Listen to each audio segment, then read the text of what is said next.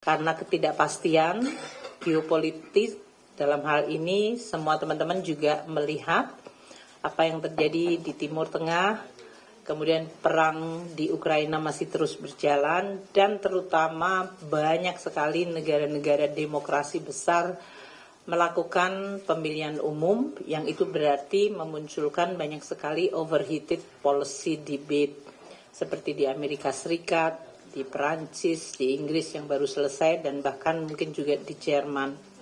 Ini semuanya menimbulkan sebuah dinamika geopolitik, karena negara-negara besar itu tentu dipengaruhi oleh kondisi global dan juga mempengaruhi kondisi global. Dan juga dari sisi berbagai kondisi yang harus kita waspadai. Jadi kami, KSSK, melakukan pertemuan juga bertepatan dengan saya dan Pak Gubernur BI, Pak Peri Warjio, baru saja pulang dari G20. Jadi ini hanya sehari. Kita sebetulnya nggak jet lag ya Pak ya, karena perbedaan waktu. Jadi tengah malam itu buat kita advantage, yang lain ngantuk, kita masih tengah hari itu kira-kira. Nah teman-teman wartawan, dari pertemuan ini kita akan sampaikan hasilnya. Stabilitas sistem keuangan atau sering kita singkat dengan SSK pada triwulan kedua, karena ini kita bicara historis. Triwulan kedua 2024 tetap terjaga di tengah peningkatan tekanan di pasar keuangan global, dan juga seiring dengan ketidakpastian ekonomi global dan risiko geopolitik yang masih tinggi. Kalau kita lihat memasuki triwulan ketiga 2024, tekanan yang terpantau mulai sedikit mereda, namun minggu ini melihat kondisi geopolitik ada uptick lagi.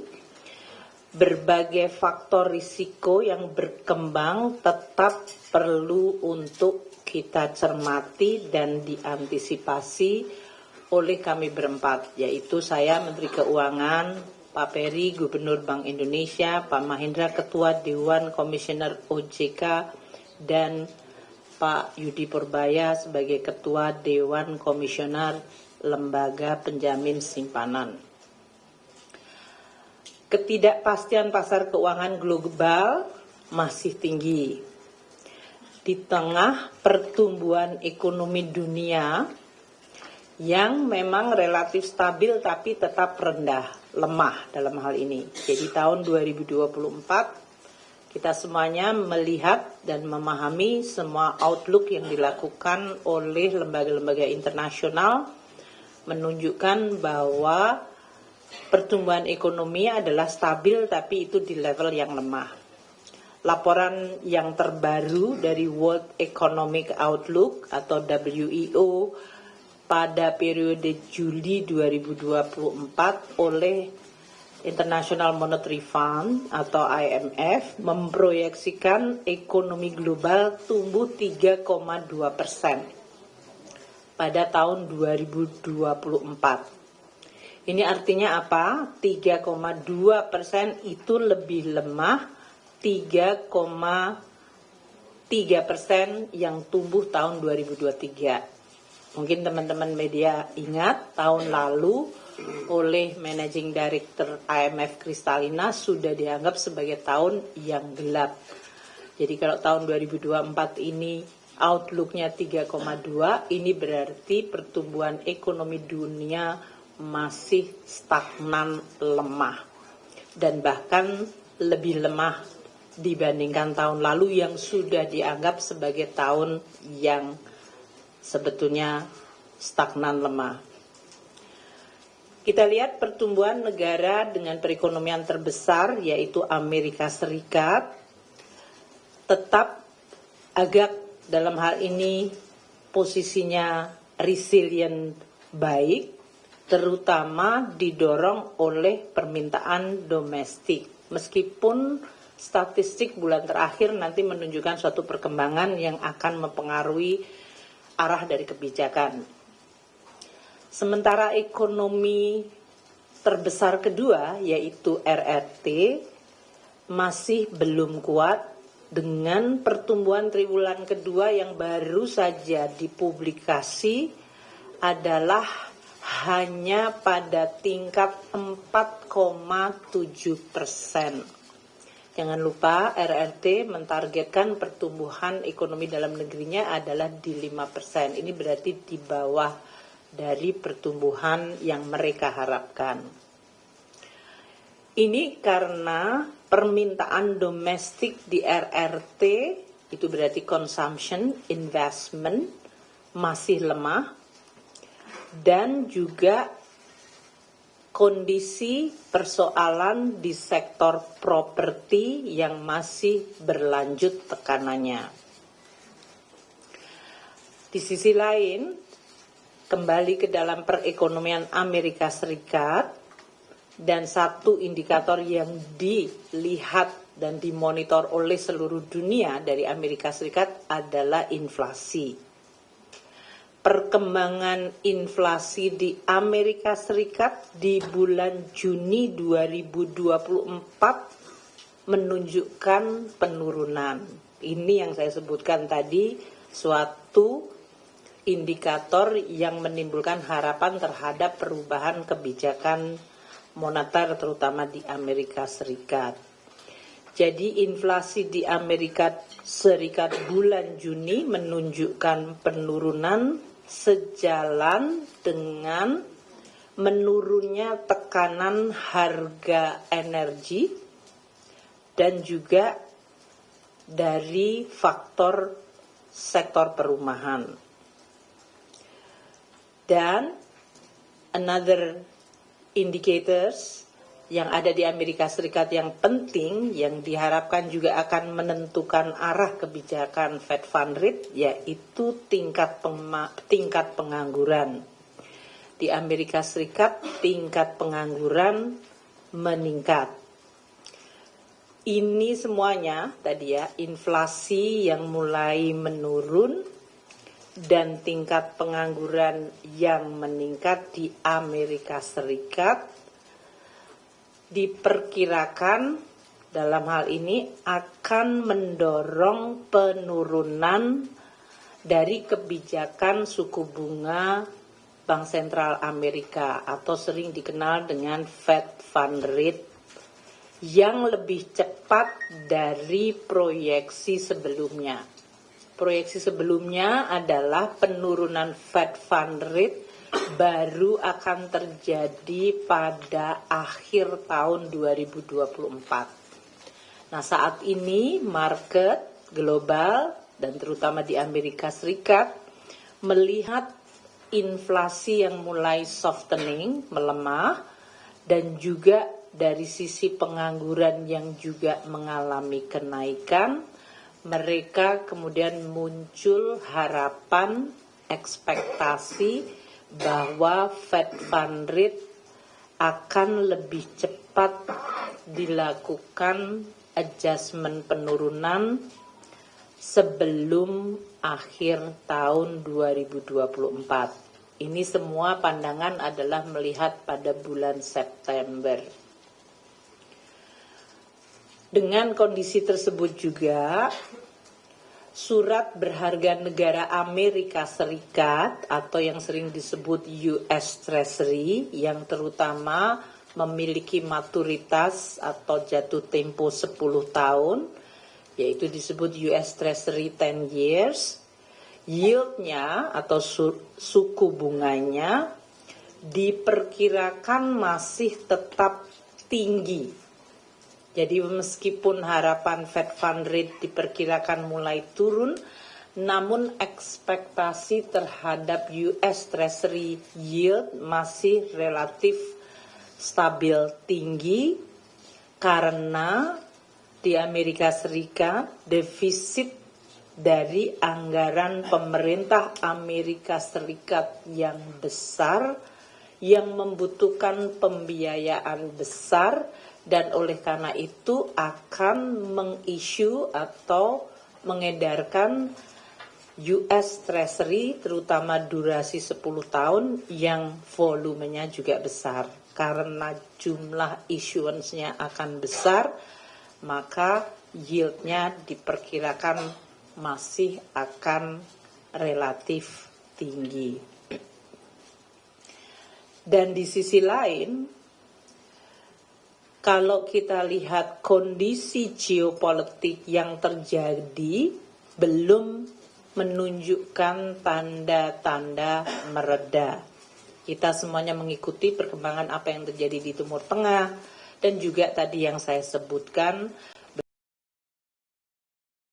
berbagai belahan dunia.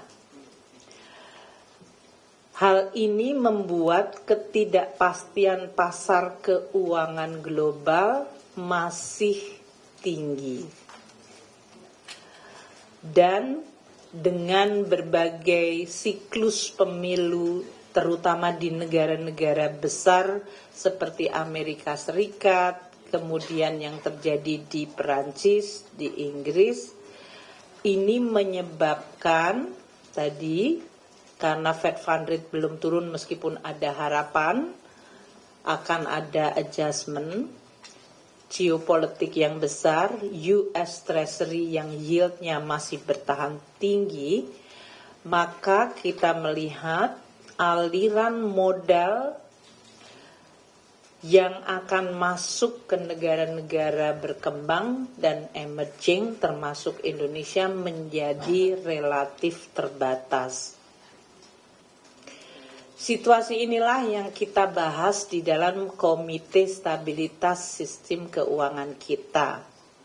Karena ini membutuhkan respons kebijakan dari kami berempat, baik dari sisi fiskal di Kementerian Keuangan, moneter di Bank Indonesia, OJK dari sisi pengawasan dan regulasi sektor keuangan, dan LPS sebagai lembaga penjamin simpanan perlu makin mempererat koordinasi dan sinkronisasi kebijakan untuk merespons situasi yang masih sangat meningkat risikonya untuk memitigasi dampak negatif dari rambatan ketidakpastian global tersebut terhadap perekonomian Indonesia.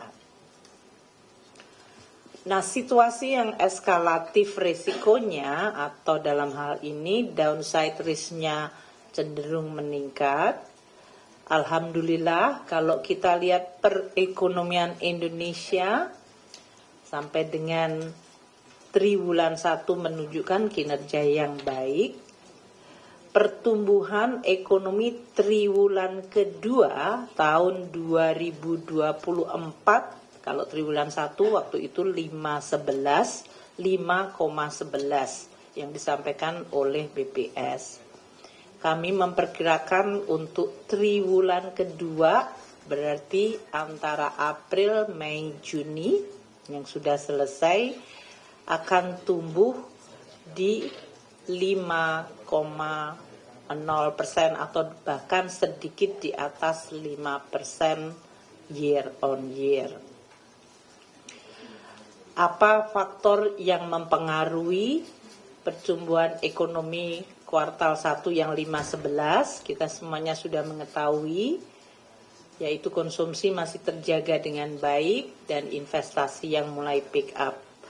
Untuk outlook 2022 kita perkirakan konsumsi rumah tangga dan investasi masih menjadi faktor yang memberikan kontribusi yang baik. Ekspor kita untuk barang diperkirakan meningkat, terutama ini Q2 ya, untuk ekspor produksi manufaktur dan ekspor pertambangan, terutama kedua tujuan negara emerging yang sekarang memiliki peran yang makin besar, yaitu India dan Tiongkok. Kedua negara ini merupakan mitra dagang utama Indonesia.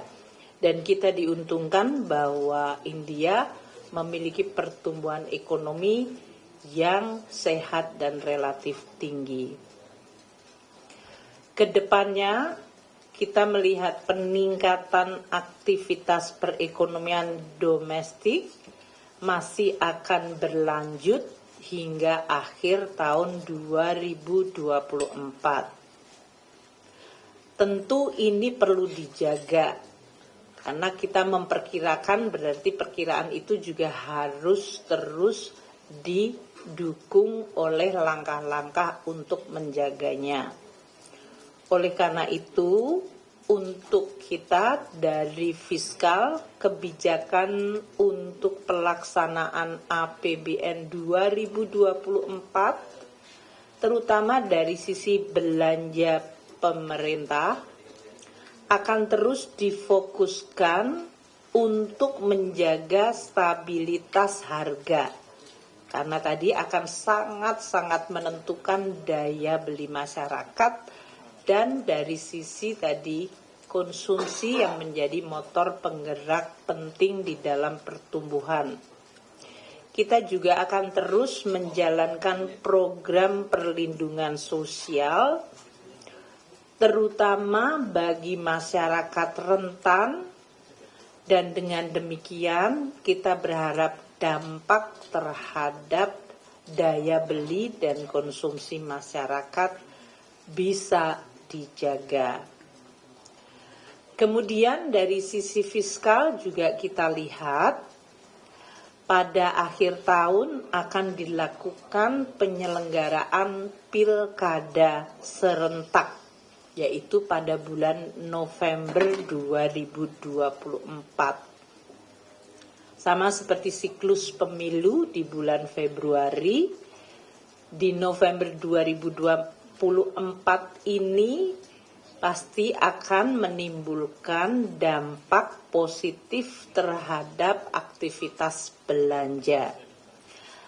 Selain belanja penyelenggaraan pilkada itu sendiri, dan itu jumlahnya hampir comparable dengan pemilu, dalam hal ini ya jumlah yang harus dilakukan baik untuk KPU dan Bawaslu untuk menyelenggarakan pilkada serentak di seluruh Indonesia. Juga aktivitas konsumsi diperkirakan juga akan mendapatkan imbas positif. Di sisi investasi, dari sisi domestic factor, kita juga masih memperkirakan kegiatan investasi menguat sejalan dengan penyelesaian berbagai proyek-proyek nasional seperti infrastruktur, yang ini saya lihat akselerasi untuk penyelesaiannya memang terus terjaga. Dan juga investasi dari sektor swasta. Jadi dalam hal ini PMDN, PMA, dan nanti juga mungkin dari Pak Gubernur maupun Pak Mahendra menyampaikan investasi swasta yang dibiayai oleh sektor keuangan baik bank maupun capital market. Ini diperkirakan masih akan terjaga. Dari ini jadi mempengaruhi consumption maupun investment di dalam negeri sampai dengan akhir tahun. Pada sisi produksi, aktivitas perekonomian untuk sektor manufaktur, saya yakin nanti teman-teman pasti menanyakan PMI yang terakhir, aku udah bisa baca di kepalanya. Dan juga dari sisi construction, perdagangan, kami masih memperkirakan akan tetap terjaga. Terutama dilihat dari peningkatan nilai tambah untuk hilirisasi dan output produksi yang didukung oleh keberlanjutan dari proses hilirisasi.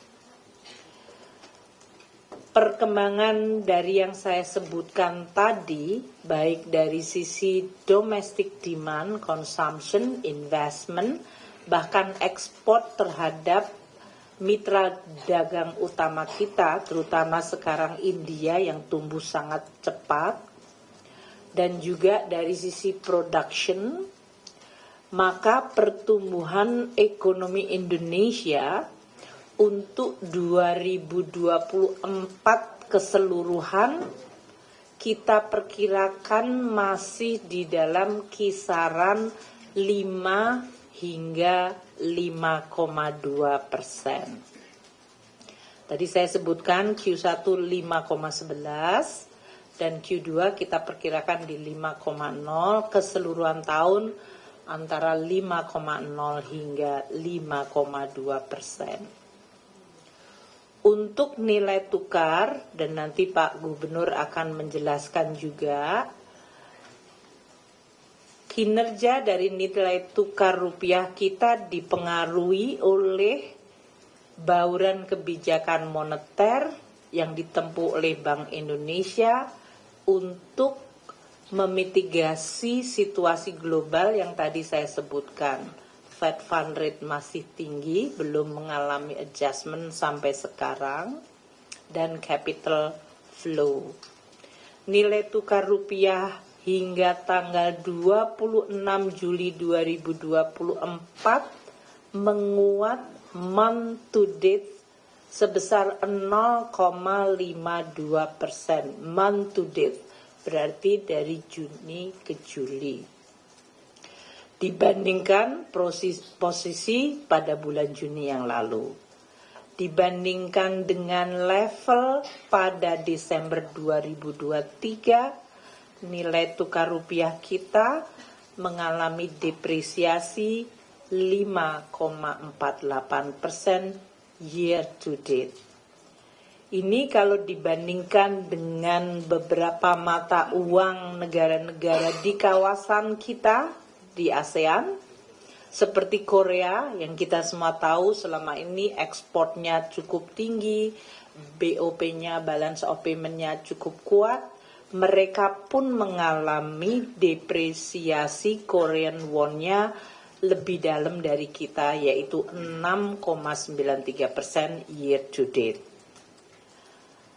Yen Jepang yang juga merupakan salah satu negara dengan ekspor yang kuat selama ini bahkan mengalami depresiasi lebih dalam lagi 8,27% year to date. Jadi kalau Indonesia 5,48 itu masih relatif comparable. Kinerja rupiah tersebut ditopang oleh komitmen Bank Indonesia untuk terus menjaga stabilitas nilai tukar rupiah serta berlanjutnya aliran masuk modal asing dan neraca perdagangan kita, neraca perdagangan barang kita yang masih mengalami surplus. Posisi cadangan devisa sampai dengan Juni meningkat mencapai 140,2 miliar US dollar. Hal ini setara dengan 6,3 bulan kebutuhan impor atau 6,1 bulan kebutuhan impor dan pembayaran utang luar negeri dari pemerintah. Dan 6,1 atau 6,3 ini kalau dibandingkan dengan standar kecukupan yang biasa diadopsi secara internasional, yang dianggap cukup itu adalah apabila bisa mengcover 3 bulan import. Jadi dalam hal ini dengan cadangan devisa kita di 6,3 bulan itu memadai.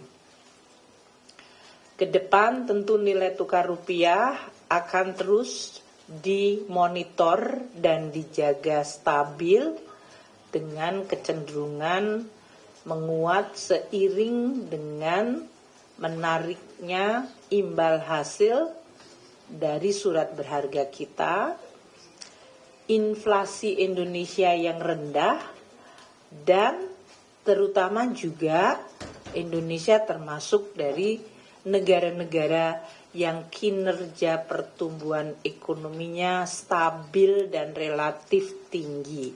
Ini confirm waktu kami ada di G20 dengan Pak Gubernur. Tentu Bank Indonesia nanti akan terus menyampaikan langkah-langkah dan komitmen Bank Indonesia untuk menjaga nilai tukar rupiah, terutama dari langkah-langkah dari sisi moneter. Pemerintah akan terus menjaga kondisi perekonomian sehingga mampu menarik daya tarik investasi sehingga masuk ke Indonesia. BI akan menggunakan instrumen moneternya termasuk strategi operasi moneter yang pro market dengan menggunakan instrumen Bank Indonesia.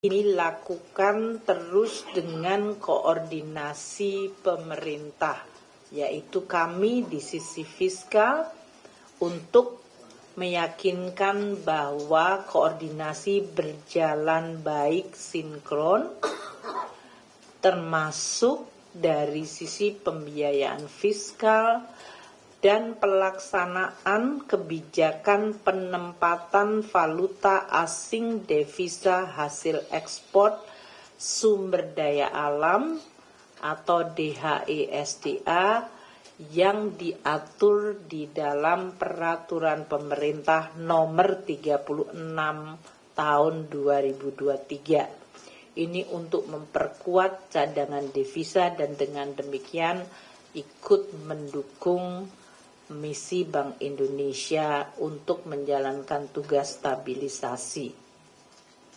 Inflasi terjaga di kisaran sasaran kita semua yaitu 2,5 plus minus 1. Indeks harga konsumen pada bulan Juni 2024 adalah 2,51% year on year. Ini sejalan dengan rendahnya inflasi inti dan inflasi yang berasal dari faktor administered price, yaitu inflasi inti 1,9% dan administered price kontribusinya 1,68% year on year. Untuk inflasi volatile food turun cukup dalam di sebagian besar wilayah Indonesia. Tercatat 5,96%, nanti Pak Gub menyampaikan angka inflasi terbaru yang bahkan lebih baik lagi.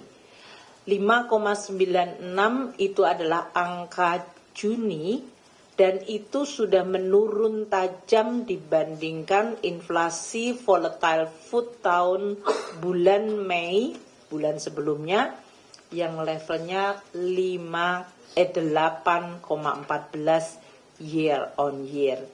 Jadi kontributor utama dari inflasi food sudah mulai menurun dan penurunannya cukup tajam. Perkembangan positif ini dipengaruhi oleh pasokan pangan, terutama dengan mulai masuknya musim panen dan juga dampak positif dari pengendalian inflasi yang dilakukan oleh Gerakan Nasional Pengendalian Inflasi Pangan atau GNPIP dan tim pengendali inflasi pusat dan daerah yang selama ini dilakukan, yaitu TPIP dan TPID, yang kami dari Kementerian Keuangan terus mendorong dan mendukung melalui juga instrumen APBN, termasuk memberikan insentif yang diberikan kepada daerah-daerah yang mampu mengendalikan inflasinya. Inflasi IHK Juli turun menjadi 2,13%. Untuk inflasi volatile food turun ke 3,63%. Jadi kalau kita lihat tadi volatile food bulan Mei 8,14%, bulan Juni 5,96% turun tajam, dan pada bulan Juli turun lagi ke 3,63%. Dan untuk administered price juga turun. Tadi adalah 1,68%, sekarang menjadi 1,47%. Jadi kontributor inflasi yang ada hubungannya dengan pemerintah yaitu food dan administered price memberikan kontribusi penurunan yang cukup meyakinkan. Untuk inflasi core 1,95%, ada sedikit peningkatan. Tentu nanti Pak Gubernur menjelaskan. Pemerintah dan BI akan terus menjaga agar inflasi dan indeks harga konsumen ini dapat kita jaga pada kisaran 2,5 plus minus 1. Untuk saya sampaikan juga kepada teman-teman, waktu kami di G20 melaporkan growth kita di 5,11 Q1, inflasinya di bawah 2,5, itu di antara negara-negara G20 itu termasuk yang outstanding atau yang baik. Untuk kedepannya dari kami, fiskal akan terus menggunakan instrumen fiskal untuk menjaga perekonomian Indonesia dan masyarakat dari berbagai shock, sehingga fungsi shock absorber akan terus dioptimalkan. Dari moneter, tentu Bank Indonesia akan terus menjaga sesuai mandat, yaitu stabilitas. APBN untuk triwulan 2, ini sudah saya sampaikan di DPR, LAPSEM, laporan semester, maupun di dalam ALKO kepada teman-teman wartawan. Yaitu defisit kita tetap terjaga dan terkendali meskipun penerimaan negara, pendapatan negara mengalami tekanan karena harga-harga komoditas yang memang mengalami penurunan sangat tajam. Pendapatan negara kontraksinya 6,2%. Di sisi lain belanja negara untuk berbagai kebutuhan dari mulai penyelenggaraan pemilu hingga untuk perlinsos yang kita terus jaga dari shock terutama akibat El Nino tumbuh sebesar 11,3%. APBN mencatat defisit 77,3 triliun rupiah. Ini artinya 0,34% dari PDB. Masih di dalam range yang ada di dalam Undang-Undang APBN. Sementara dari keseimbangan primer APBN kita masih mencatatkan surplus yang signifikan, yaitu 162,7 triliun rupiah. Kinerja APBN masih akan terjaga sesuai dengan Undang-Undang APBN, dan dari sisi keseluruhan postur ini penting untuk menjaga fondasi dan stabilitas ekonomi Indonesia dan terutama pada masa transisi politik di Indonesia yang terus kita koordinasikan dengan baik. Pendapatan negara 1.320,7 triliun, itu artinya kita sudah mencapai 47,1% dari target APBN 2024. Tadi saya sebutkan kontraksi dibanding tahun lalu 6,2%. Penerimaan perpajakan 1.028 triliun, itu kontraksinya 7%. terutama dari pertama harga komoditas baik di pajak maupun bea dan cukai terpengaruh terhadap hal itu, adanya restitusi dari perusahaan-perusahaan karena adanya penurunan harga, dan juga untuk rokok terjadi down trading karena perbedaan tarif cukai yang sangat besar antara golongan 1, 2 dengan golongan 3. Realisasi PNBP kita mencapai 288,4 triliun, ini juga kontraksi 4,5%, terutama karena lifting minyak dan gas yang mengalami penurunan dan juga harga batu bara dan minerba mengalami penurunan. Belanja negara 1.398 tumbuh double digit 11,3%. Ini untuk terus mendukung tadi berbagai agenda pembangunan nasional, proyek-proyek nasional, pertumbuhan untuk menjaga momentum pertumbuhan melalui tadi intervensi Perlinsos dalam rangka menjaga daya beli rakyat dan juga penyelenggaraan pemilu. Realisasi belanja pusat mencapai 997,9 triliun atau tumbuhnya 11,9%. Transfer kita ke daerah mencapai 400,1 triliun, ini juga tumbuh 9,9%. Beberapa belanja sangat bermanfaat dan dirasakan manfaat langsung oleh masyarakat, seperti program kartu sembako, PKH, kemudian kartu Indonesia Pintar, bantuan alat dan mesin pertanian, dan juga yang paling penting di kelompok kelas penengah, subsidi energi dan stabilitas harga pangan. Belanja negara untuk kegiatan pemilu, pembayaran gaji dan tunjangan termasuk THR, tunjangan hari raya, dan gaji ke-13, serta tahun ini ada kenaikan gaji untuk ASN TNI Polri sebesar 8% dan untuk pensiun naik 12%. Ini semuanya menyebabkan kenaikan belanja pemerintah.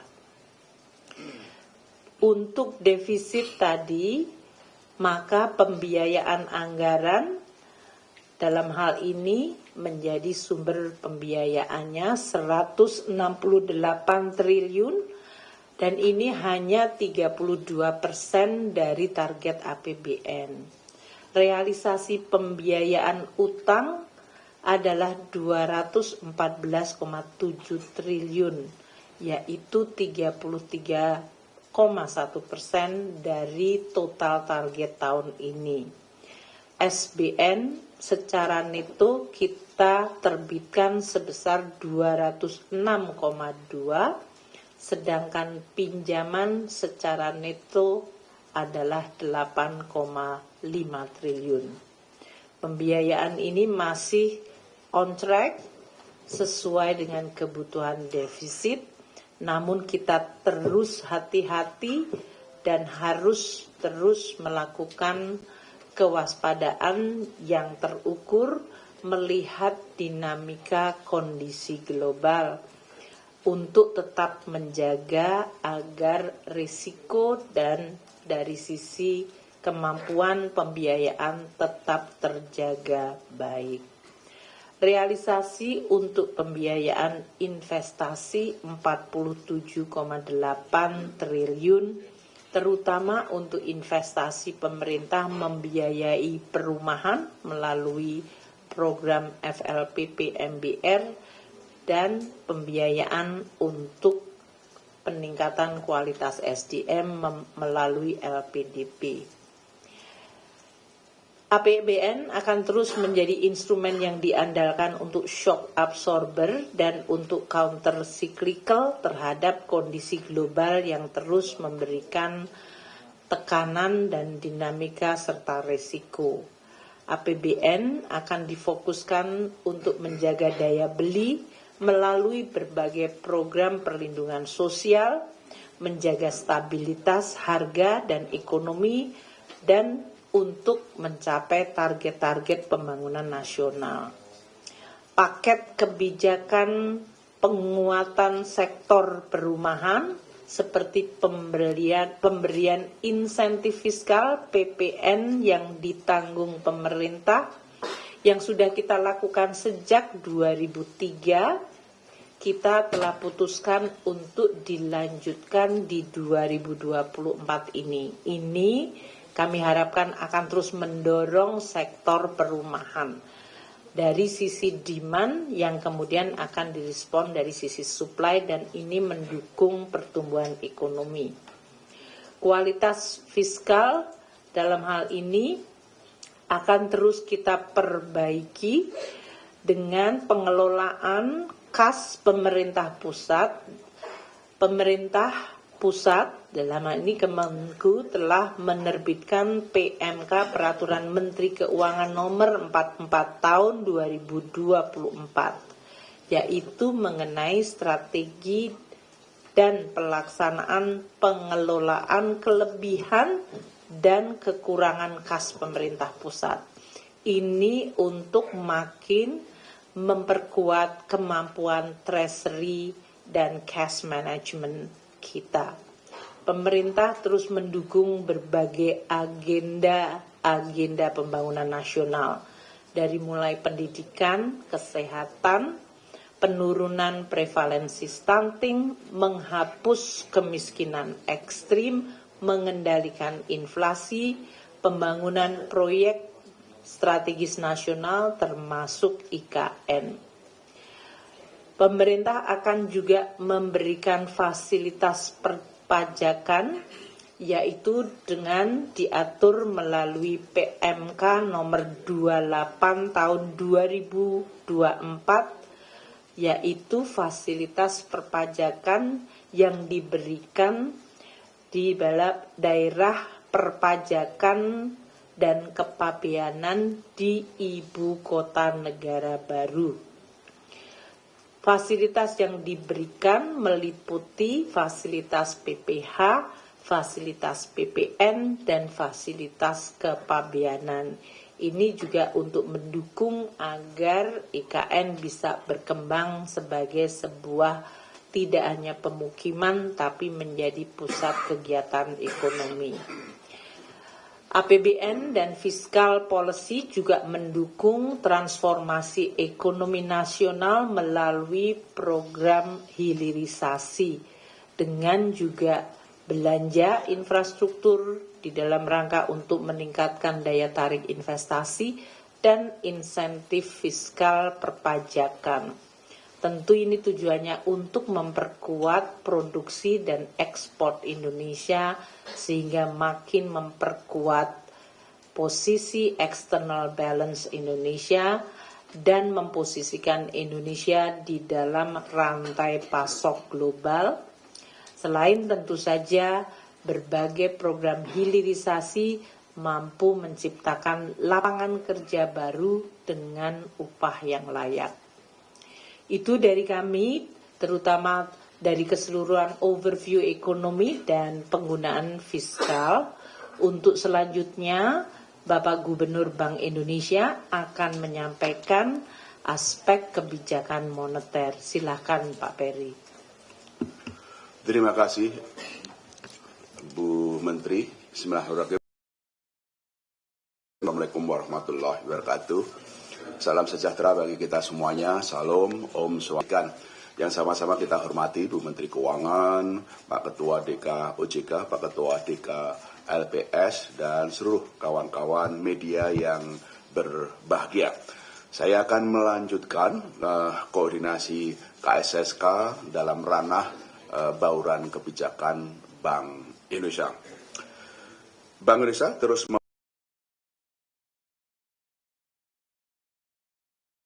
stabilitas, baik stabilitas moneter, stabilitas sistem keuangan maupun stabilitas makroekonomi mendorong pertumbuhan ekonomi yang berkelanjutan, terutama di tengah masih tingginya ketidakpastian pasar keuangan global. Oleh karena itu, dalam bauran kebijakan Bank Indonesia, kebijakan moneter tetap kami prioritaskan pada stabilitas, yaitu pro-stability. Sementara kebijakan makro-prudensial, sistem pembayaran maupun kebijakan-kebijakan yang lain, pendalaman pasar maupun ekonomi keuangan inklusif dan hijau, kami terus arahkan untuk mendorong pertumbuhan ekonomi yang berkelanjutan. Saya akan menjelaskan kebijakan moneter dulu. Seperti tadi saya sampaikan, kebijakan moneter adalah pro-stability. Prioritasnya adalah menjaga stabilitas, terutama dalam melindungi ekonomi kita dari dampak rambatan global. Sehingga fokusnya adalah memitigasi dampak rambatan global, termasuk dampak terhadap nilai tukar, dampak terhadap terjadinya arus keluar portfolio asing maupun dampak-dampak yang lain.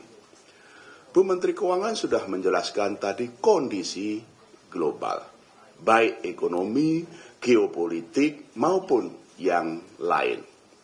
Dari Bank Indonesia memfokuskan rambatan globalnya itu pada 3 aspek penting yang akan berpengaruh terhadap stabilitas moneter, stabilitas sistem keuangan, termasuk stabilitas nilai tukar.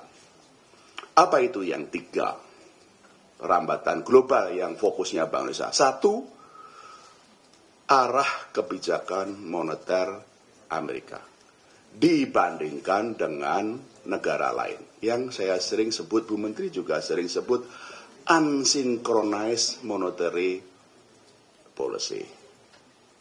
Ya, yang kedua nanti saya jelaskan satu-satu adalah tingginya utang luar negeri negara maju termasuk Amerika dan dampaknya terhadap suku bunga global. Yang ketiga tentu saja adalah perkembangan nilai tukar. Rambatan global yang pertama adalah unsynchronized monetary policy. Semula kami memperkirakan Fed Fund Rate baru akan turun Desember. Dalam RDG yang lalu kemungkinan akan maju November. Tapi FOMC kemarin ada probabilitas Fed Fund Rate itu akan mulai turun pada bulan September. Ya, itu. Di tengah Eropa, ECB, dan juga England itu sudah mulai menurunkan suku bunganya. Amerika masih belum. Nah, itu seperti itu. Ini kenapa itu perlu kita lihat dampaknya adalah pada suku bunga global, khususnya suku bunganya obligasinya pemerintah Amerika. Bu Menteri sudah menyampaikan utang pemerintah Amerika itu gede banget dan akan juga naik. Nah, suku bunga utang pemerintah Amerika itu ada yang jangka pendek 2 tahun disebut US Treasury Note. Ada yang jangka panjang yang 10 tahun ke atas US Treasury Bond. Nah, US Treasury Note itu dipengaruhi oleh Fed Fund Rate. Sementara US Treasury Bond dipengaruhi oleh jumlah utangnya. Itu kenapa sekarang US Treasury Note itu masih lebih tinggi dari US Treasury Bond Amerika loh nih. Misalnya pada triwulan 2 yang lalu US Treasury Note yang 2 tahun itu 4,7%. Sementara US Treasury Bond itu 4,4%. Jadi US Treasury Note yang jangka pendek karena nunggu Fed Fund nggak turun-turun itu 0,3% atau 30 basis point lebih tinggi dari US Treasury Bond yang 10 tahun. Itu nanti berpengaruh kenapa dalam triwulan 1, triwulan 2 ini ada keluar SBN keluar. Itulah seperti itu karena memang tadi. Jadi itu ya, itu berpengaruh. Nanti saya jelaskan Kenapa SRBI-nya sejauh ini lebih tinggi dari SPN? Itu karena itu US Treasury Note pada triwulan 2 itu 4,7%, US Treasury Bond itu 4,4%. Tapi ke depan gimana? Kalau Fed Fund Rate turun, ya US Treasury Note-nya akan turun. Sementara US Treasury Bond, karena utangnya pemerintah Amerika naik, ya akan naik. Paham ya? Sehingga di triwulan 3 ini, ya, yang sekarang ini, US Treasury ini masih 4,6, US Treasury 4,4. Nanti di triwulan 4 itu sudah mulai agak sama. US Treasury Note-nya itu sekitar 4,5, US Treasury Bond-nya juga akan mendekati 4,5, itu mulai sama. Di triwulan 1 tahun depan, US Treasury Note lebih rendah daripada US Treasury Bond. Triwulan 1 tahun depan. US Treasury Bond-nya itu masih 4,4, US Treasury Note-nya turun menjadi 4,3. Itulah dinamika kenapa dalam G20 kemarin Bu Menteri sama saya menyoroti tingginya utang luar negeri pemerintah negara maju itu. Karena itu berpengaruh kepada US Treasury Note, US Treasury Bond, dan mempengaruhi capital reversal keluarnya modal dari negara maju, termasuk yang terjadi di Indonesia itu pada triwulan.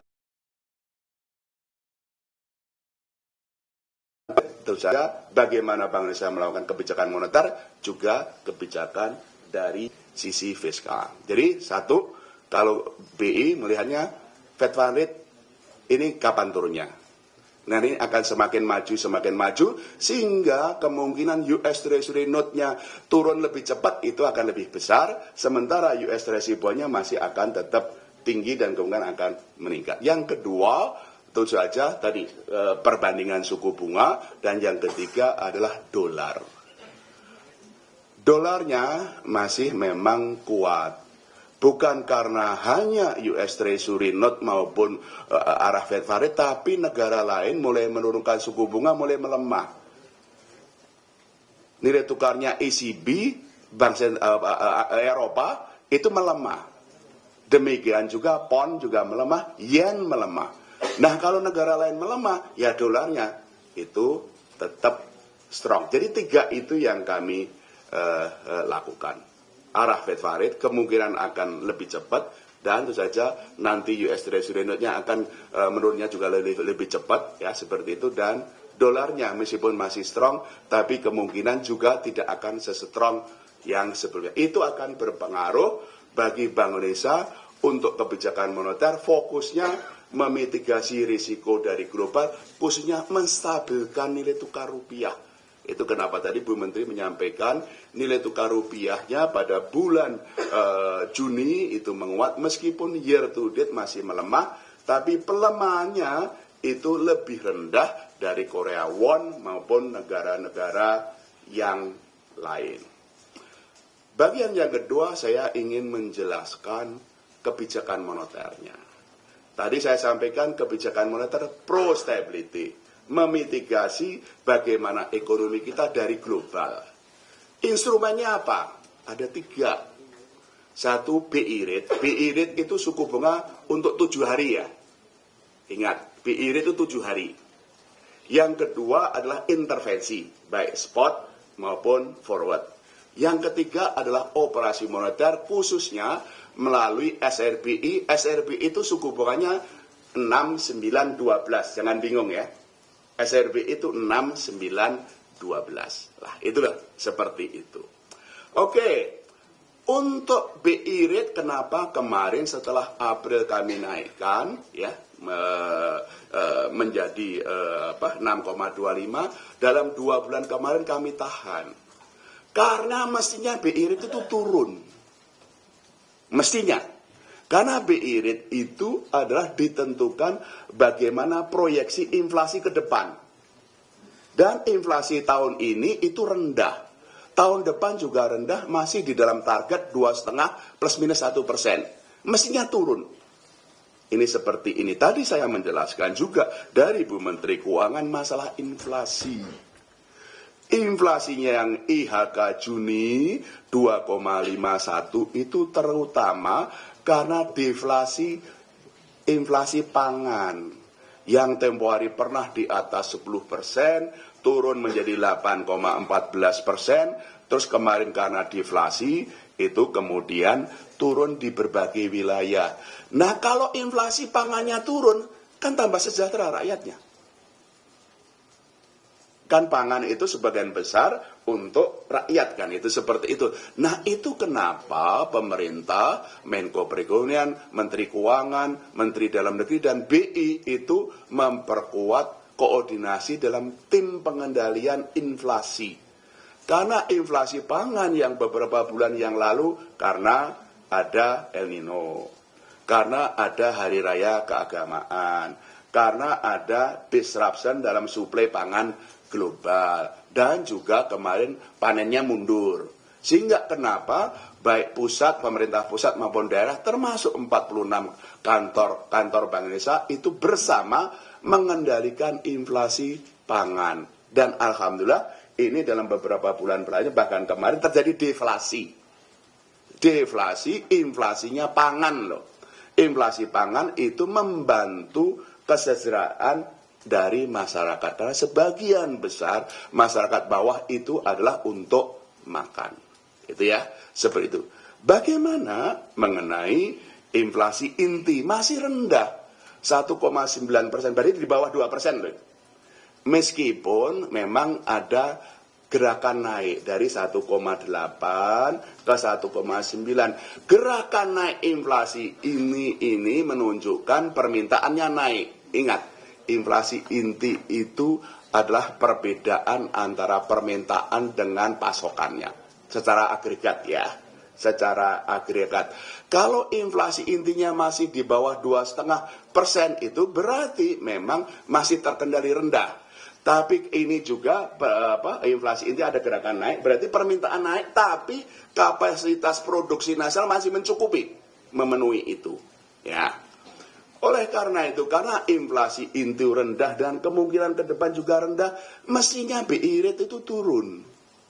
Cuma memang belum bisa turun karena kami harus fokus memitigasi risiko global tadi loh. Itu adalah seperti itu seperti itu sehingga kami kemarin di dalam konferensi pers ada beberapa kawan tanya apa gerakan ke sana, iya, tapi memang kami harus memastikan risiko globalnya terkendali dulu ya, seperti itu. Nah, untuk memitigasi risiko global, makanya kami kemarin fokus kepada foreign exchange intervensi di spot maupun di falas, dan jumlah cadangan devisa kami cukup.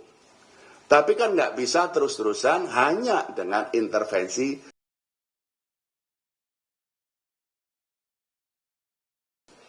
Yaitu, ya, memang kemarin terjadi SBN outflow-nya kalau dalam dolarnya itu 1,82 miliar US dollar outflow. 1,82 miliar dolar. Kami sampaikan memang dari kebijakan APBN memang belum perlu menaikkan penjualannya atau lelangnya SBN, belum perlu.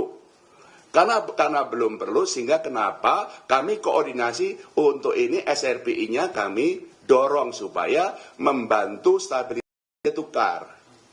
Sehingga kenapa suku bunga SRBI-nya tadi lebih tinggi dari SBN karena memang US Treasury Note 2 tahun lebih tinggi dari yang bond tadi kan saya sampaikan, dan juga untuk menghindari tadi tekanan nilai tukar sehingga kami menjual lebih banyak SRBI dan suku bunga SRBI-nya lebih tinggi karena suku bunga note-nya lebih tinggi dan supaya tidak terjadi capital outflow lah seperti itu. Sementara memang dari SBN belum perlu menaikkan untuk target SBN. Dan triwulan 1 kemarin SRBI terjadi inflow 1,29 miliar. Di triwulan 2 terjadi inflow 6,8 miliar. Dan itu membantu stabilitas nilai tukar rupiah. Ya, membantu inflow stabilitas Itulah instrumen yang ketiga. Instrumen satu BI rate, sementara kami sama 6,25 sambil menunggu globalnya kalau sudah membaik ada ruang untuk penurunan suku bunga. Kami terus melakukan intervensi di spot maupun di NDF, tapi juga ini mencegah outflow dari aset. Terus koordinasi antara Bank Indonesia dengan Kementerian Keuangan. Kedepan gimana kedepan dengan tadi US Treasury bondnya itu terus naik, ya BI sekarang sudah lebih rendah suku bunganya dari bulan-bulan dan kemungkinan juga akan turun. Di triwulan 4 kemungkinan juga akan sama antara suku bunga SRBI dengan SBN. Triwulan 1 tahun depan at the latest itu suku bunga SBN akan lebih tinggi dari SRBI atau SRBI-nya memang akan lebih rendah. Dan jumlah lelangnya tentu saja kami koordinasikan. Begitu keperluan meningkatkan target SBN lelang lebih tinggi, kami akan turunkan lelangnya SRBI. Jadi ini memang koordinasi yang sangat erat antara penerbitan SRBI dengan SBN. Tidak hanya setiap tahun, setiap triwulanan, minggu by minggu antara Bank Indonesia dengan Kementerian Keuangan itu selalu berkoordinasi. Ya, itu adalah dilakukan. Jadi di moneternya adalah seperti itu. Satu, BI rate-nya kami tahan, terus kami yang kedua intervensi di spot DNDF dan ini kami berkoordinasi untuk SRBI dan juga dengan SBN dan alhamdulillah inflasinya itu tetap terkendali, nilai tukarnya juga itu tetap terkendali. Yang kedua adalah kebijakan makroprudensial. Bagaimana kebijakan moneter yang pro-stability ini tidak mengganggu stabilitas sistem keuangan dan pertumbuhan kredit dan pembiayaan. Maka kami naikkan insentif likuiditasnya. Insentif likuiditas yang kami masukkan adalah kebijakan insentif likuiditas makroprudensial. Ini kami berikan kepada bank-bank yang aktif menyalurkan kredit. Koordinasinya dengan OJK.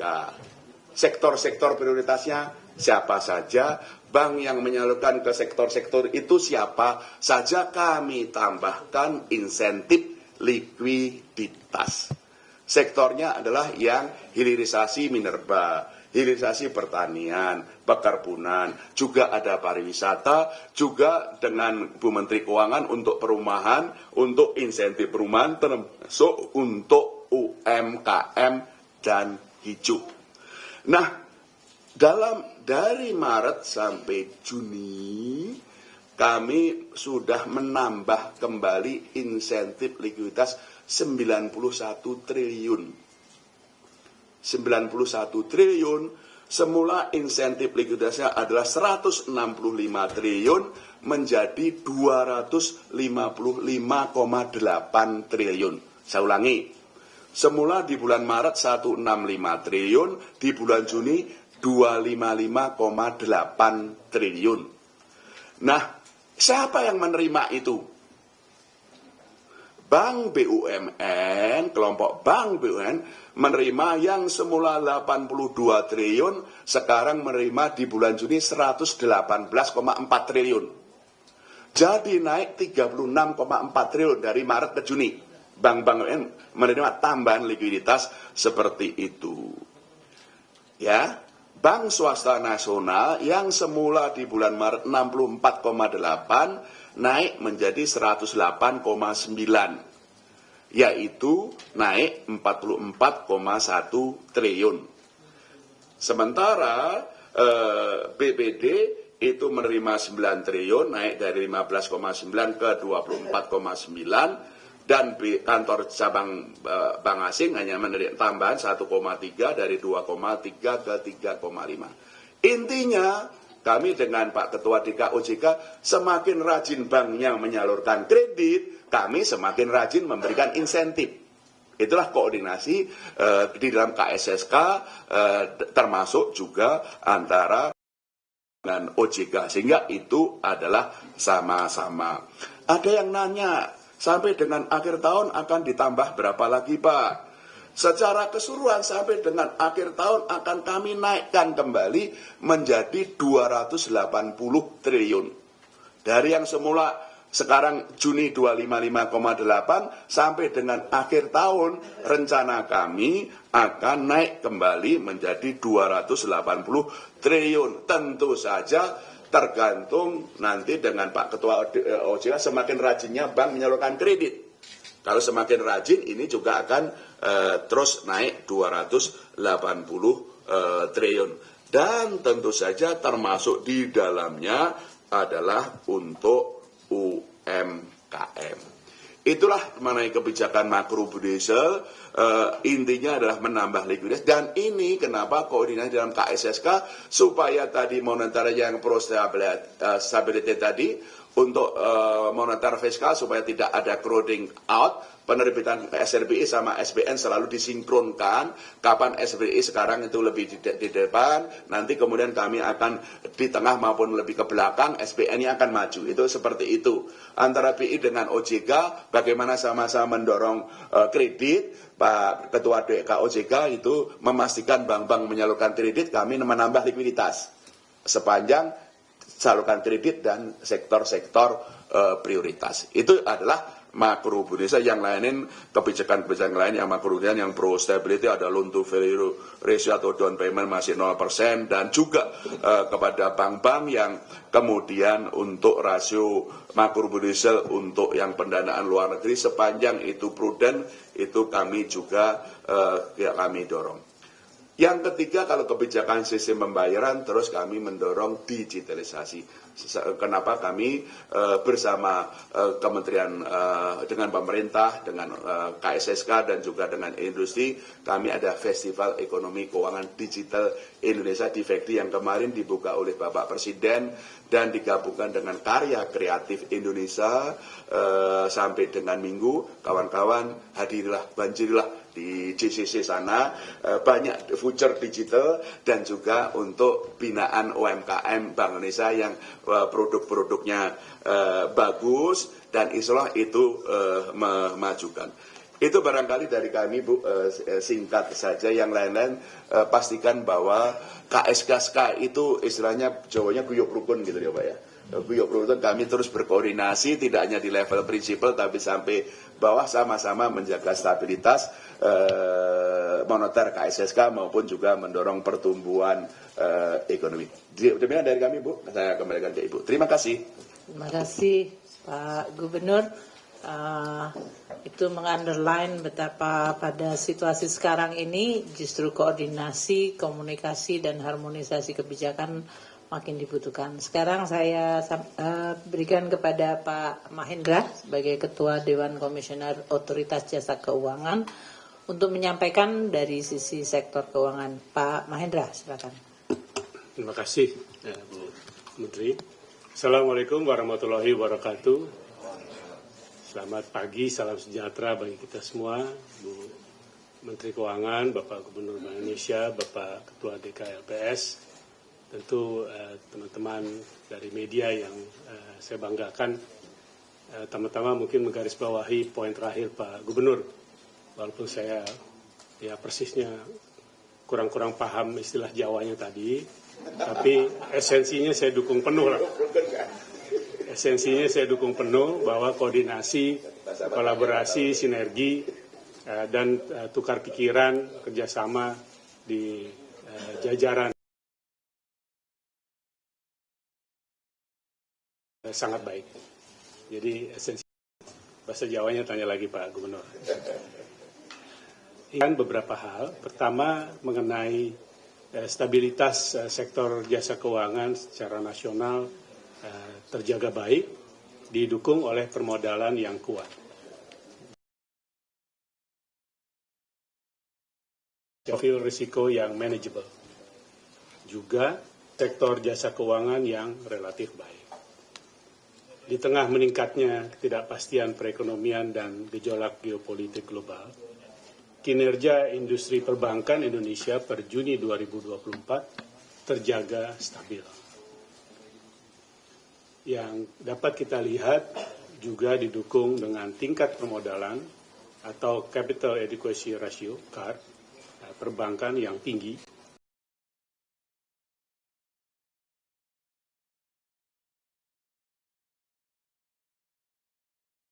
Sangat baik, dengan kredit tumbuh 12, year on year atau sebesar 7.478 triliun.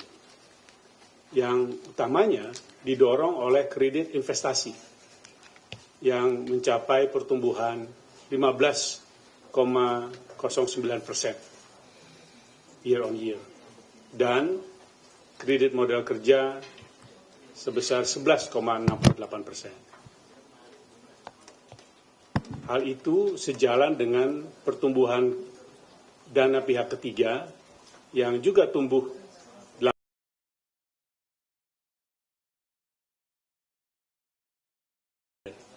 atau sebesar 8.722 triliun. Dengan giro yang menjadi kontributor 8%. Kalau melihat tingkat pertumbuhan kredit tadi, terutama kredit investasi yang tinggi di atas 15%, maka kami melihat bahwa optimisme terhadap pertumbuhan dari dunia usaha itu tetap tinggi. Bahwa memang ada angka yang tadi disebutkan oleh Ibu Menteri Keuangan terkait dengan PMI, hal itu juga bisa dilihat dari tingkat pertumbuhan modal kerja yang lebih rendah daripada kredit investasi. Artinya adalah untuk keseluruhan confidence dan optimisme terhadap pertumbuhan industri dan manufaktur tetap terjaga baik yang terrefleksi kuat oleh pertumbuhan kredit investasinya. Di lain pihak, likuiditas perbankan pada Juni 2024 menggunakan rasio alat likuid terhadap non-core deposit atau ALNCD dan alat likuid terhadap DPK, ALDPK, masing-masing tercatat 112,33% dan 25,37%. Terlihat sangat jauh di atas threshold yang masing-masing adalah 50 dan 10%. Risiko kredit perbankan juga terjaga dengan rasio NPL net dan NPL gross yang tetap rendah, masing-masing 0,78% dan 2,26%. Kinerja pasar saham domestik pada triwulan 2 2024 memang terdampak oleh peningkatan tekanan di pasar global. Per Juni akhir 2024, IHSG ditutup pada 7.063,58 poin, yang memang kalau dilihat secara kuartal atau quarter to quarter, kontraksi 3,09% atau melemah 2,88% year to date. Dengan investor non-resident membukukan net sale sebesar 34 triliun atau 7,73 triliun year to date. Namun, memasuki bulan Juli, tekanan di pasar keuangan domestik terlihat mereda sejalan dengan perkembangan global dan kinerja ekonomi domestik. Non-resident pada bulan Juli 2024 kembali membukukan net buy di pasar saham domestik.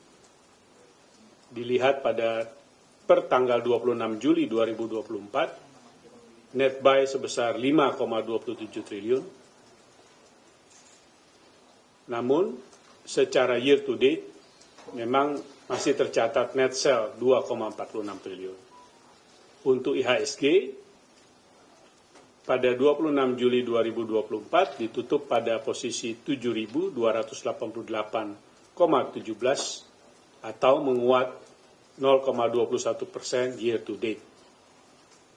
Sedangkan untuk penghimpunan dana di pasar modal per 26 Juli 2024 mencatatkan nilai penawaran umum sebesar 129,68 triliun dengan 26 emiten baru.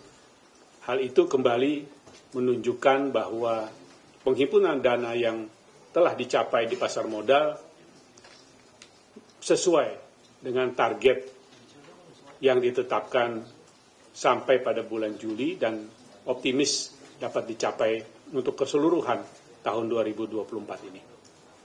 Untuk sektor perasuransian, total aset industri asuransi per Juni 2024 mencapai 1.126,3 triliun atau tumbuh 1,14% year on year.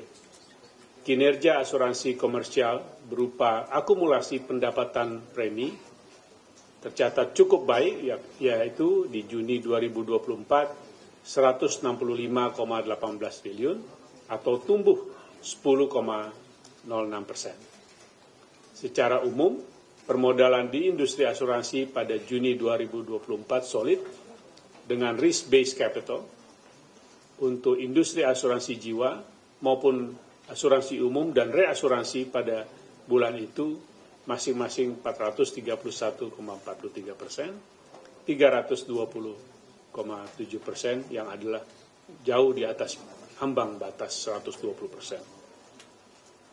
Di sisi industri dana pensiun, total aset dana pensiun per Juni 2024 tumbuh 7,58% atau sebesar 1.448,3 triliun. Dengan aset dana pensiun sukarela mencapai 372,7 triliun atau tumbuh 3,91%. Pertumbuhan outstanding penjaminan tercatat 15,79% dengan nominal mencapai 415,57 triliun pada bulan Juni 2024. Di sektor lembaga pembiayaan, perusahaan modal Ventura, lembaga keuangan mikro dan lembaga jasa keuangan lainnya, piutang pembiayaan perusahaan tumbuh di level yang tinggi, yakni sebesar 10,72%, dengan pembiayaan modal kerja sebagai penopang pertumbuhan yang tumbuh sebesar 11,46%. Profil risiko perusahaan pembiayaan terjaga dengan rasio non-performing financing, NPF, net sebesar 0,87% dan gross 2,8%. Untuk gearing rasio perusahaan pembiayaan tercatat sebesar 2,44 kali. Sementara itu, pada fintech peer-to-peer lending, pertumbuhan outstanding pembiayaan Juni 2024 tercatat 8,33 triliun, sedangkan tingkat risiko kredit macet secara agregat atau TWP 90 turun dan dalam kondisi terjaga di posisi 2,79%. Teman-teman media sekalian, dalam rangka menjaga stabilitas sektor jasa keuangan dan meningkatkan peran sektor jasa keuangan bagi pertumbuhan ekonomi nasional, OJK mengambil kebijakan sebagai berikut.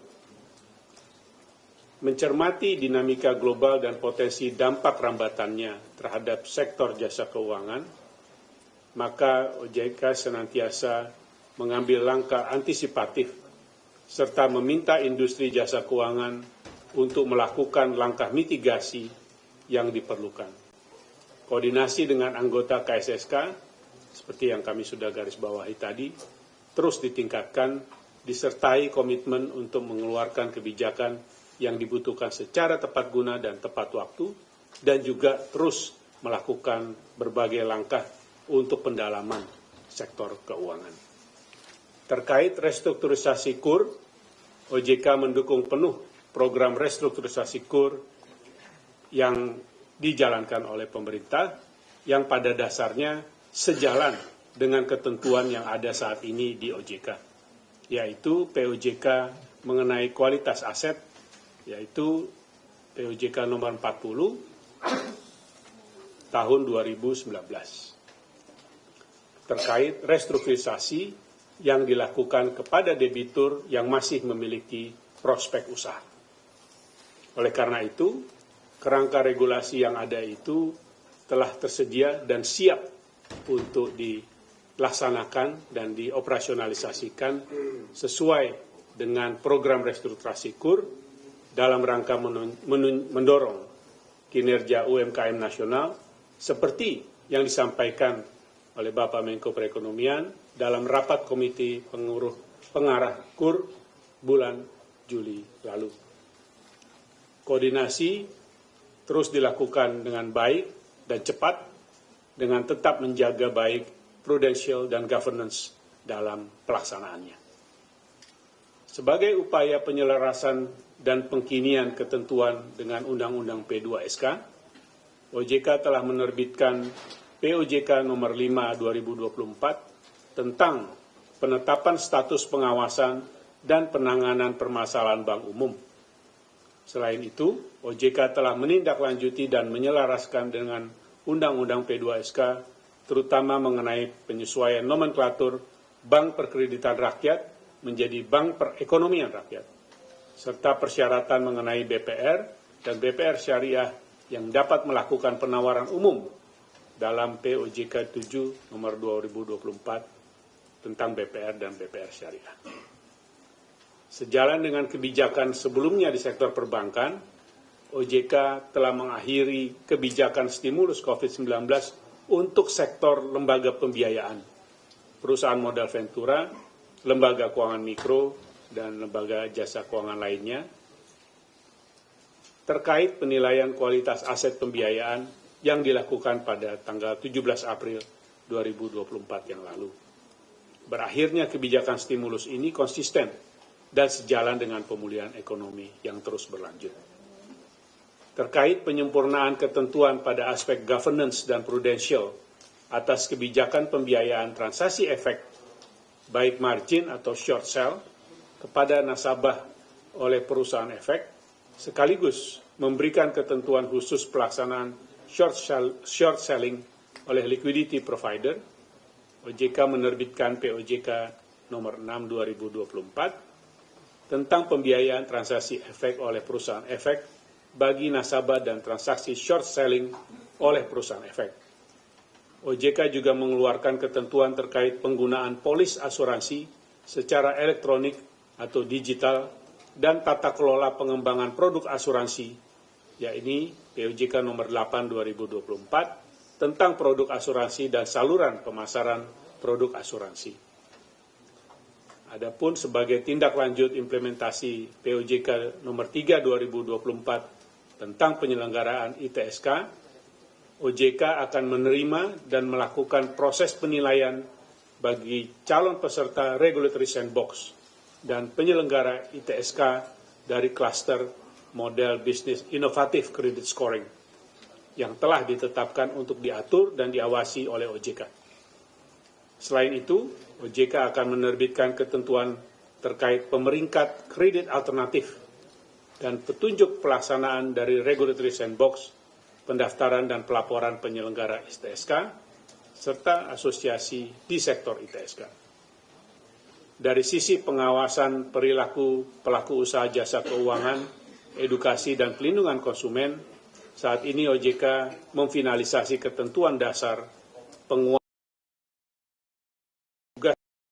pemberantasan aktivitas keuangan ilegal atau Satgas Pasti yang terdiri dari 16 kementerian dan lembaga.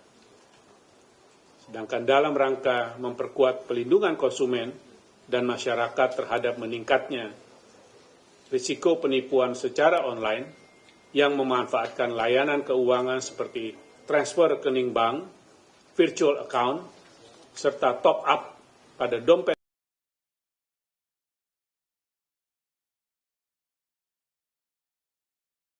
akan membentuk anti-scam center yang ditargetkan beroperasi dalam waktu dekat, serta akan menerbitkan panduan resiliensi digital yang dapat digunakan oleh bank dalam mendukung proses akselerasi transformasi digital.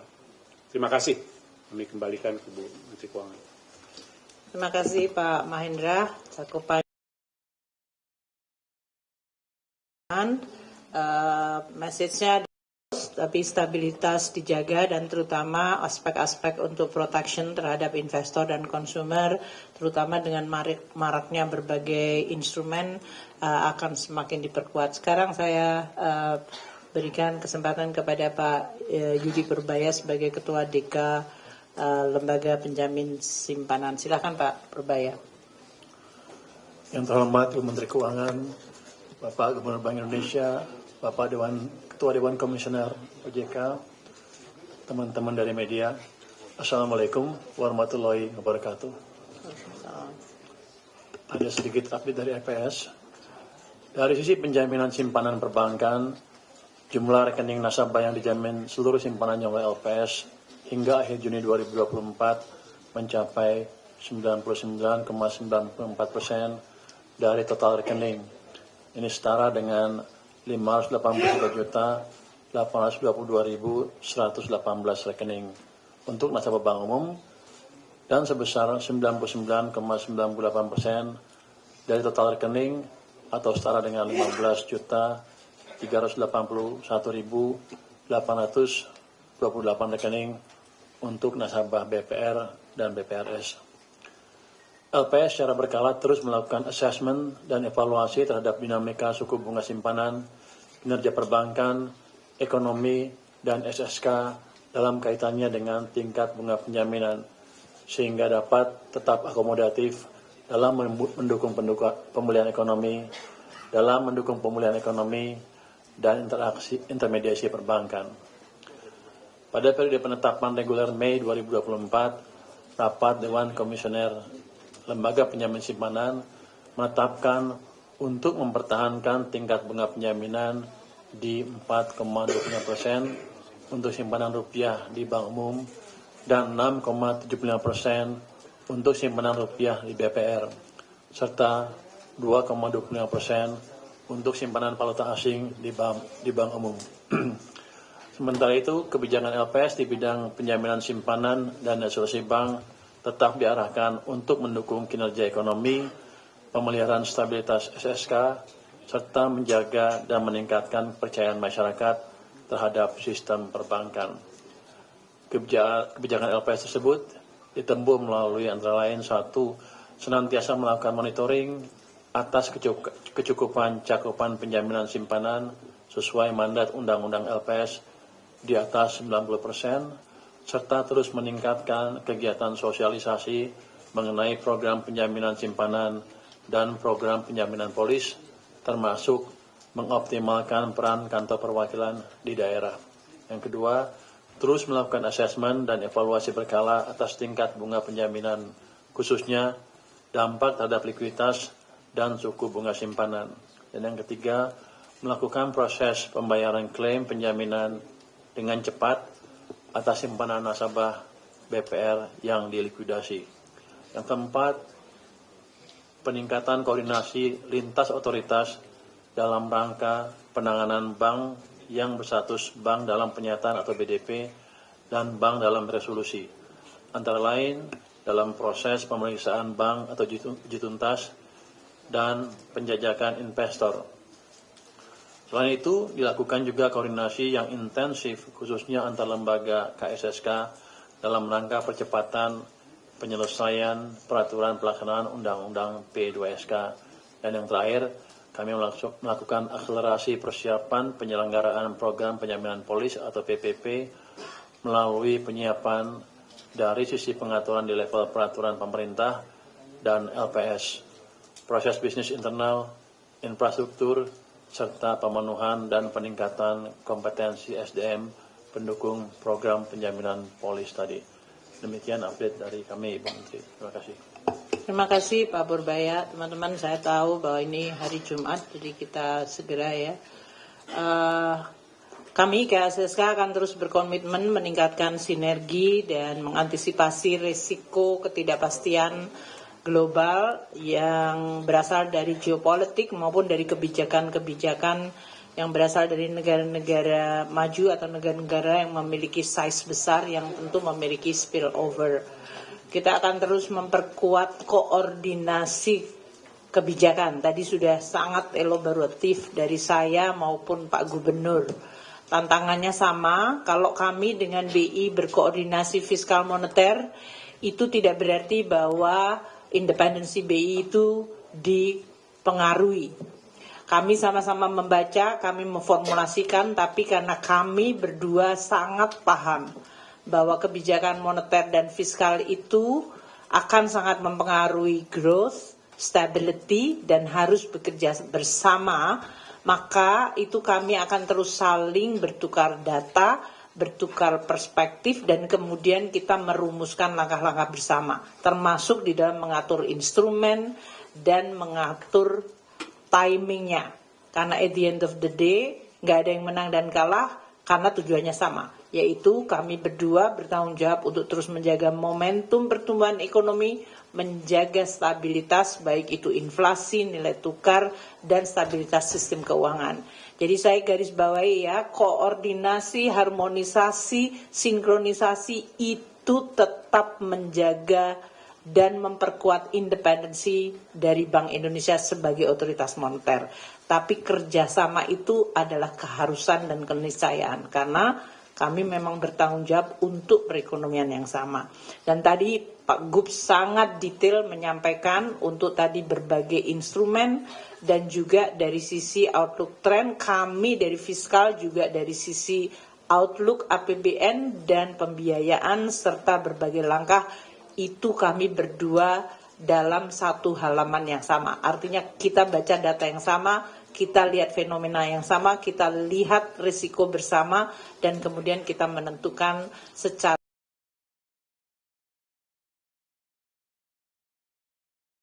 kita persepsi yang membayangkan bahwa kalau koordinasi atau kalau independensi berarti kita nggak boleh lah saling ngomong, nggak boleh saling tukar pikiran, nggak, itu adalah bersama-sama karena tanggung jawabnya adalah untuk perekonomian yang sama. Dan oleh karena itu untuk stabilitas keuangan kami juga koordinasinya makin juga diperluas karena sektor keuangan yang disampaikan oleh Pak Mahendra dengan berbagai policy, instrumen, regulasi itu juga sama. Kita bisa menusuk kepada beberapa kebutuhan untuk pertumbuhan ekonomi seperti perumahan, itu dengan instrumen yang tidak broad spectrum.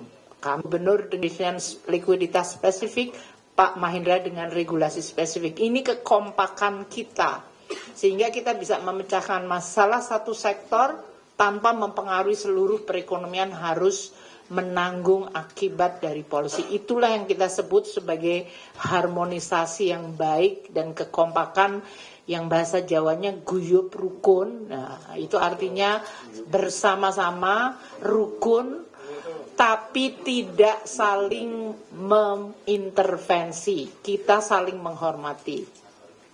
Nah, Indonesia dalam hal ini saya ingin menyampaikan pengumuman lain, yaitu kami sebenarnya sudah menyelesaikan Financial Sector Assessment Program, FSAP, 2023-2025. Ini adalah FSAP itu adalah program assessment seluruh dunia. Semua negara di-assess sektor keuangannya untuk mengidentifikasi apakah sebuah sistem keuangan di suatu negara itu potensi memiliki ada masalah yang bisa berimbas kepada dunia. Jadi Indonesia juga mendapat giliran untuk di-assess Financial Sector Assessment Program untuk 2023-2024 ini, dan dalam hal ini hasilnya sektor keuangan Indonesia resilient dalam menghadapi berbagai tantangan global dan domestik. Tidak berarti kami tidak waspada. Kami terus sangat ekstra waspada. Tentu didukung oleh tadi koordinasi yang kami terus efektifkan, baca datanya sama supaya jangan sampai data sama dibaca BI, Kemenq, OJK, LPS berbeda sehingga kita bisa salah posisi. Kami juga terus menjaga momentum confidence ini, terutama pada saat tantangan global dan domestik, dengan memonitor tingkat permodalan likuiditas sektor perbankan yang dalam hal ini tadi telah disampaikan oleh Pak Mahendra secara sangat detail dan mereka dalam posisi yang kuat dan baik. IMF dan Bank Dunia yang melakukan assessment FSAP ini mendukung bahwa langkah-langkah yang dilakukan otoritas untuk terus melakukan pemantauan secara detail terhadap potensi-potensi kerentanan akibat rambatan. Kami ingin juga mengupdate Undang-Undang P2SK dalam hal ini yang terus akan diproduksi untuk peraturan-peraturan di bawahnya. Ini juga dinilai sebagai salah satu faktor penting di dalam meningkatkan daya tahan atau resiliensi dari sektor keuangan di Indonesia dan diharapkan juga akan terus mendukung pengembangan sektor keuangan di Indonesia. Kemudian sektor pengawasan dan pengaturan sektor keuangan juga diharapkan akan terus makin menguat dengan Undang-Undang P2SK ini. Kebijakan dari antar otoritas sektor keuangan, yaitu kami, fiskal, moneter, OJK, dan LPF, serta pengawasan sektor keuangan yang semakin sinergis tentu akan makin meningkatkan stabilitas dan resiliensi sektor keuangan itu. Untuk kebijakan lintas otoritas ini dan penguatan jaring pengaman sistem keuangan. Nah, jadi kalau sistem keuangan ada jaring pengamannya yang kami berempat harus bekerja sama, kita akan terus memperkuat dengan kerangka penanganan krisis atau potensi krisis yang bisa terjadi di semua negara dan itu kita exercise terus. KSSK tentu menyambut baik tadi assessment dari FSAP dan mengapresiasi komitmen antar otoritas kami semuanya berempat dalam memelihara stabilitas sistem keuangan. Tadi disampaikan Pak Gubernur, Pak Mahendra, Pak Purbaya, saya sendiri bahwa koordinasi komunikasi kita di tingkat prinsipal hingga ke teknis berjalan sangat baik. Dengan demikian saya ingin menyampaikan bahwa rapat berkala untuk triwulan ketiga atau yang ketiga kali yang sesuai dengan undang-undang yang mengatur sudah dilakukan oleh KSSK dan kita telah sampaikan kepada publik hasilnya. Kami akan melakukan rapat berkala selanjutnya sesuai undang-undang adalah pada bulan Oktober 2024. Nanti kami akan sampaikan kapan waktunya dan bagaimana kemudian hasil dari assessment pada rapat pada yang keempat kalinya di 2024. Demikian teman-teman wartawan, terima kasih. Assalamualaikum warahmatullahi wabarakatuh.